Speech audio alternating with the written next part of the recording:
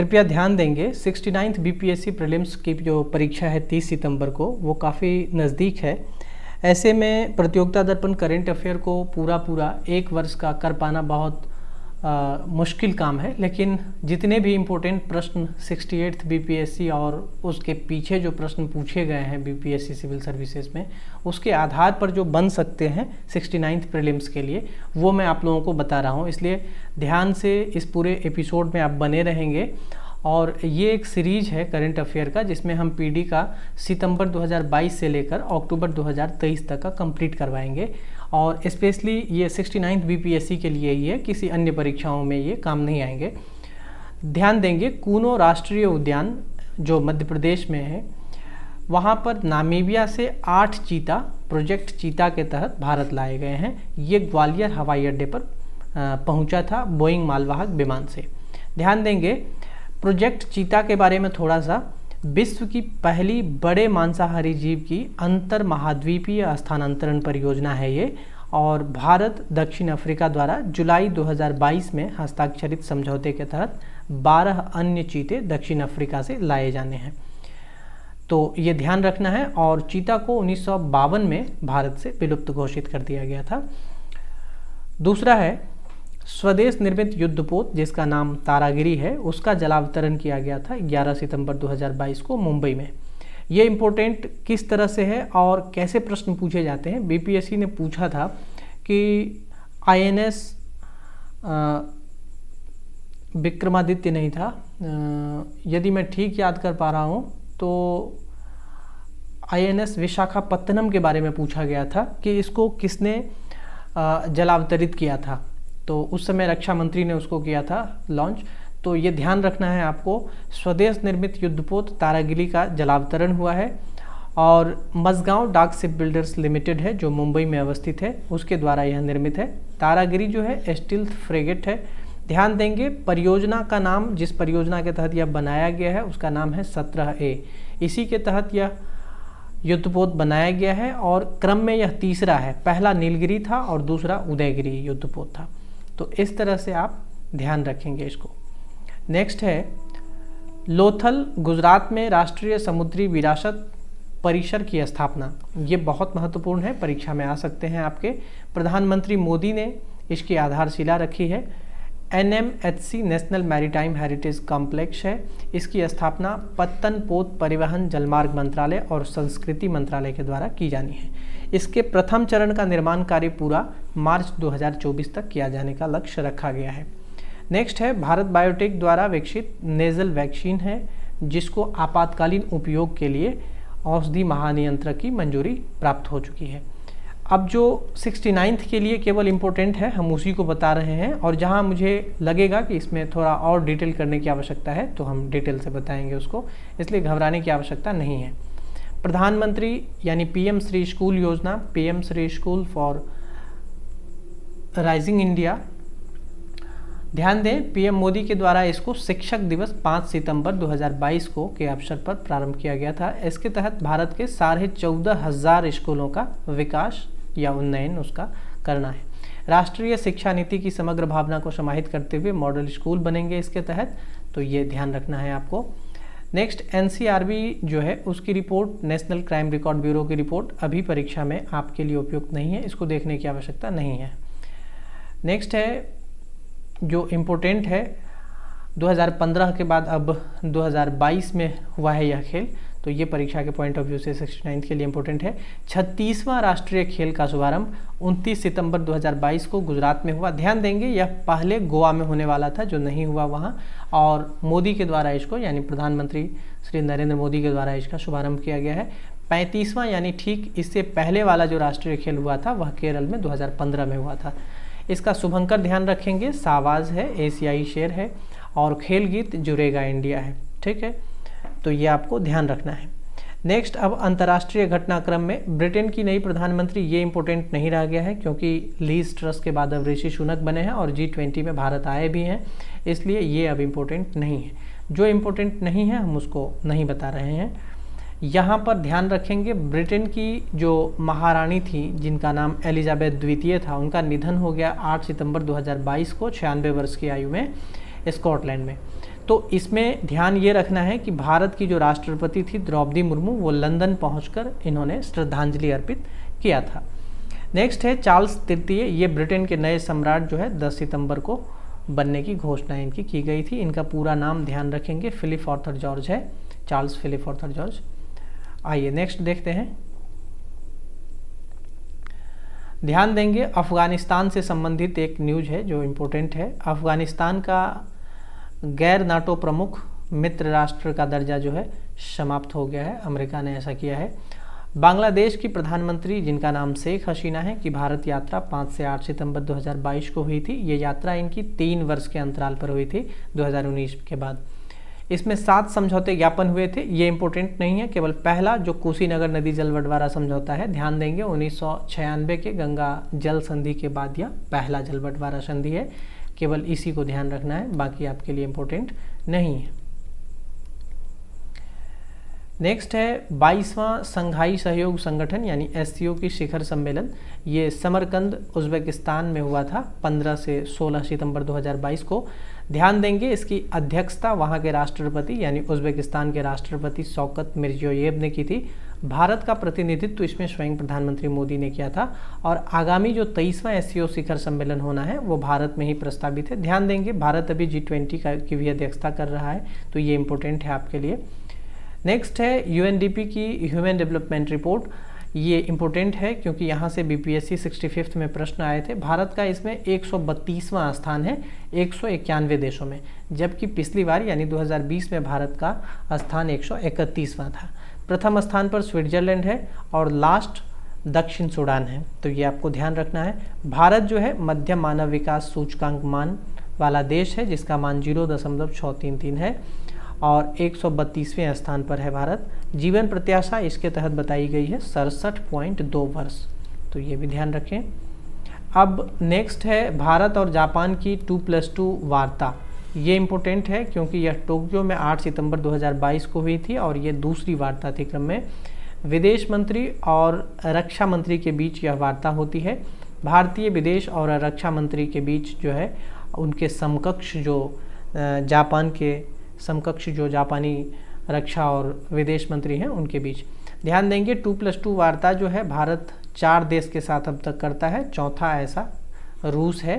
ध्यान देंगे भारत और अमेरिका, भारत और ऑस्ट्रेलिया, भारत और जापान, भारत और रूस के बीच 2+2 वार्ता होती है और ये कब से प्रारंभ हुई है इसके डेट्स भी आगे लिखे गए हैं, आप ध्यान देंगे। PM मोदी की जापान यात्रा अब इम्पोर्टेंट नहीं है, लेकिन ध्यान देंगे ये जापान के जो पूर्व प्रधानमंत्री शिंजो आबे थे उनकी राजकीय अंतिम संस्कार में ये गए हुए थे भाग लेने के लिए 8 जुलाई 2022 को, और इनके निधन पर एक दिन का जो है भारत में भी अवकाश घोषित संभवतः किया गया था, तो ये इम्पोर्टेंट है, ध्यान रखेंगे। और ओबेनोमिक्स के ये जन्मदाता थे, तो सितंबर वाले पीढ़ी में हमने बताया था। कजाकिस्तान की पुनः राजधानी जो है अस्ताना हो गई है। पूर्व राजधानी इसकी नूर सुल्तान थी। विधेयक सितंबर 2022 में पारित किए गए हैं। ध्यान देंगे कजाकिस्तान के राष्ट्रपति कासिम जोमार्त तोकायेव हैं और कजाकिस्तान में राष्ट्रपति का कार्यकाल जो है वह 7 वर्ष का होता है। सितंबर 2022 से राष्ट्रपति दूसरे कार्यकाल का चुनाव अब नहीं लड़ सकता है वहाँ, तो ये ध्यान रखना है। नेक्स्ट अब हम आर्थिक वाणिज्यिक परिदृश्य में देखें तो इसमें जो इम्पोर्टेंट है केवल उसी पर हम चर्चा करेंगे। भारत की विदेश व्यापार नीति 2015 से 20 को 31 मार्च 2023 तक बढ़ाया गया। ध्यान देंगे इसमें 2-3 बार बढ़ोतरी हुई है, तो वो डेट इम्पोर्टेंट नहीं है, लेकिन कब तक के लिए बढ़ाया गया है तो वो ध्यान रखना है। अब है नई राष्ट्रीय लॉजिस्टिक नीति 2022 यानी NLP। इसका शुभारंभ प्रधानमंत्री मोदी के द्वारा ही 17 सितंबर 2022 को नई दिल्ली में किया गया है। इसके उद्देश्य और इसकी आवश्यकता पर हम ध्यान देंगे क्योंकि ये आपको स्टेटमेंट देकर पूछे जा सकते हैं। अंतिम छोर तक त्वरित वितरण करना इसका उद्देश्य है, साथ ही परिवहन से संबंधित चुनौतियों को समाप्त करना और लॉजिस्टिक कीमतों में कमी लाकर अंतर्राष्ट्रीय व्यापार को बढ़ावा देना, आत्मनिर्भर भारत का निर्माण करना, ये सारे इसके उद्देश्य हैं। आवश्यकता इसकी क्यों थी, तो भारत में अन्य विकसित अर्थव्यवस्थाओं की तुलना में लॉजिस्टिक लागत चूँकि अधिक है, इसलिए इसे कम करना और एक अंकीय करने पर अधिक बल दिया गया है, जो अभी 13 से 14% के आसपास है, तो ये ध्यान रखना है आपको। नेक्स्ट ये 2 आप फुल फॉर्म ध्यान रखेंगे NLP और ULIP का।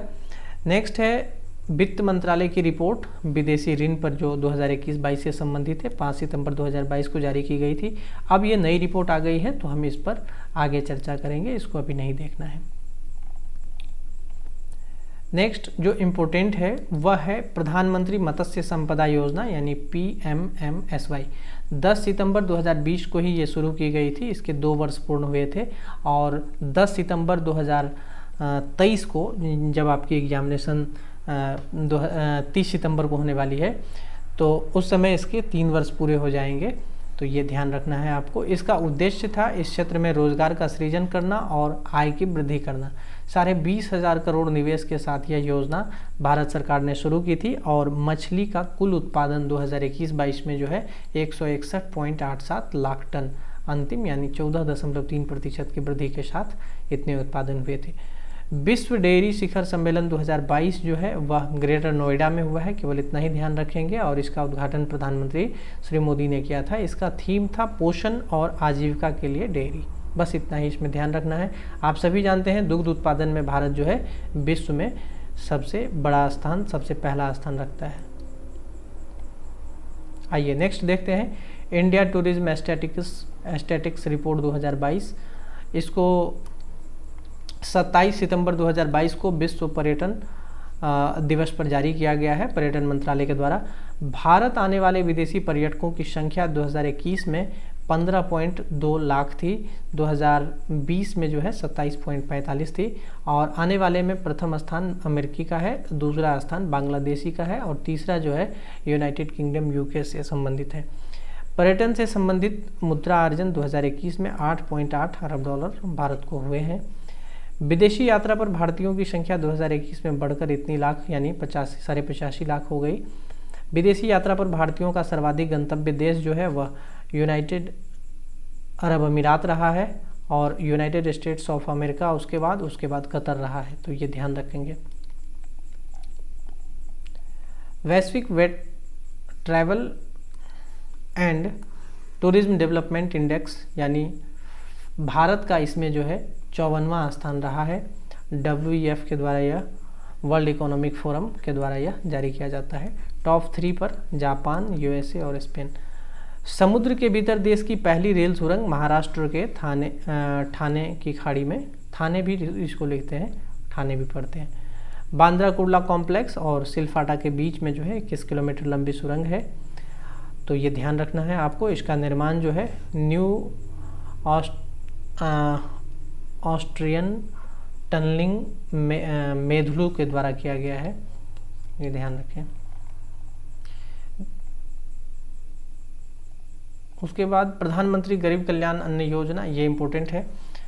प्रधानमंत्री गरीब कल्याण अन्न योजना मार्च 2020 में शुरू की गई थी, आप सभी को पता है कोविड-19 के समय में इसको लाया गया था। इसका उद्देश्य कोविड-19 के दौरान निर्धनों को खाद्य सुरक्षा उपलब्ध कराना था।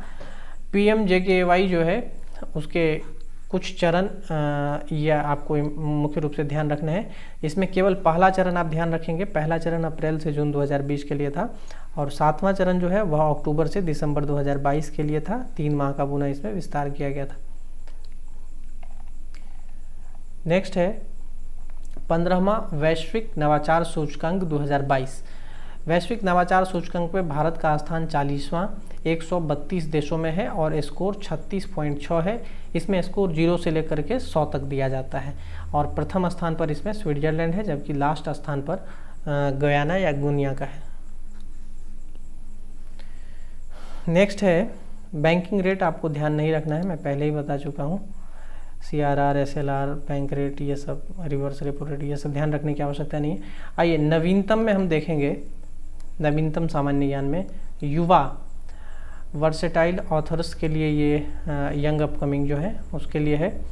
उसके बाद नियुक्ति से संबंधित अभी आपको नहीं देखना है, क्योंकि नियुक्तियां जो है वो हम आगे की पीढ़ी में बताएंगे, क्योंकि इसमें बहुत सारे चेंजेस आ गए हैं। अब जनरल अनिल चौहान जो है CDS नियुक्त किए गए हैं, ध्यान रखेंगे। और R वेंकटरमणी भारत के नए अटॉर्नी जनरल, ये भी ध्यान रखें। उसके बाद पुरस्कार में भारतीय पर्यटन पुरस्कार, 74वां प्राइम टाइम एमी पुरस्कार, ऑस्कर पुरस्कार ध्यान रखेंगे, हालांकि इस बार वाला जो नया ऑस्कर पुरस्कार है वो आपसे पूछा जा सकता है, इसको भी ध्यान रखें। 95वां ऑस्कर पुरस्कार हेतु भारत की आधिकारिक प्रविष्टि छेल्लो शो, जो गुजराती फिल्म थी वो थी। साहित्य अकादमी युवा पुरस्कार 2022, ध्यान दें अब ये साहित्य अकादमी का 2023 का पुरस्कार आ गया है, इसलिए अब ये पुरस्कार अब आपके लिए इम्पोर्टेंट नहीं है, तो इसको हम छोड़कर चलेंगे। हमने पहले ही बताया कि मेरा उद्देश्य केवल 69th बीपीएससी को अप्रोच करना है, उसके क्वेश्चन को अधिक से अधिक क्वेश्चन जो है आपका टकराए। तो प्रतियोगिता दर्पण से वो सारे टॉपिक इसमें लिए गए हैं, लेकिन अब इस परीक्षा के लिए जो केवल इम्पोर्टेंट है हम उसी पर चर्चा किए जा रहे हैं। नेक्स्ट है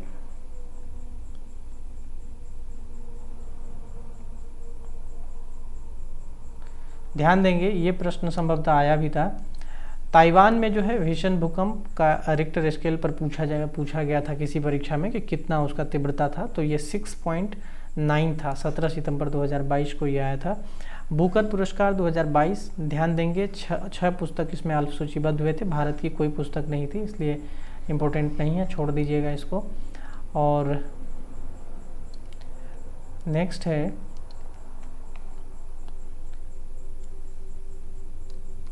है डायमंड लीग एथलेटिक्स, इसमें स्वर्ण पदक जो है भारत के नीरज चोपड़ा ने लाए हैं 8 सितंबर 2022 को। ध्यान देंगे 48वीं बर्लिन मैराथन इम्पोर्टेंट नहीं है, न्यूजीलैंड को, ये भी इम्पोर्टेंट नहीं है आपके लिए। अब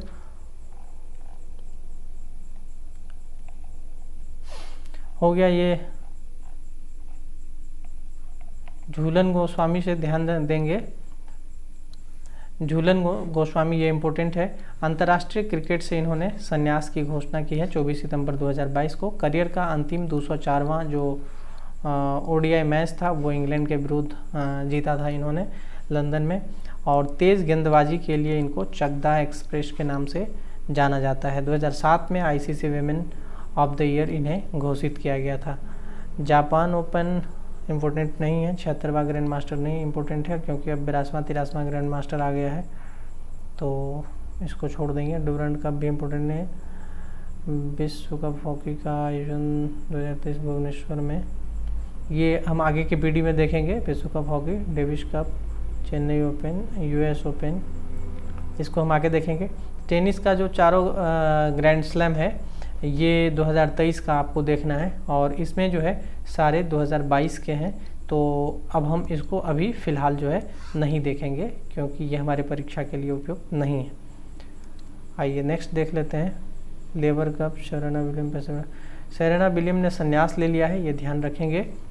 सेरेना विलियम्स का जो है पेशेवर टेनिस से संन्यास हो गया है। 2 सितंबर 2022 को इन्होंने इसकी घोषणा की थी। इन्होंने 23 ग्रैंड स्लैम एकल खिताब जो है जीता है, रिकॉर्ड है इनके नाम। और रोजर फेडरर भी एक पेशेवर टेनिस खिलाड़ी हैं, इन्होंने भी संन्यास की घोषणा जो है की है। लंदन में अंतिम मैच जो है लेबर कप यूरोप टीम के सदस्य रहते हुए इन्होंने खेला है। 20 ग्रैंड स्लैम एकल विजेता ये हैं। 17वीं विश्व कुश्ती चैंपियनशिप 2022, ये इम्पोर्टेंट है, ध्यान देंगे।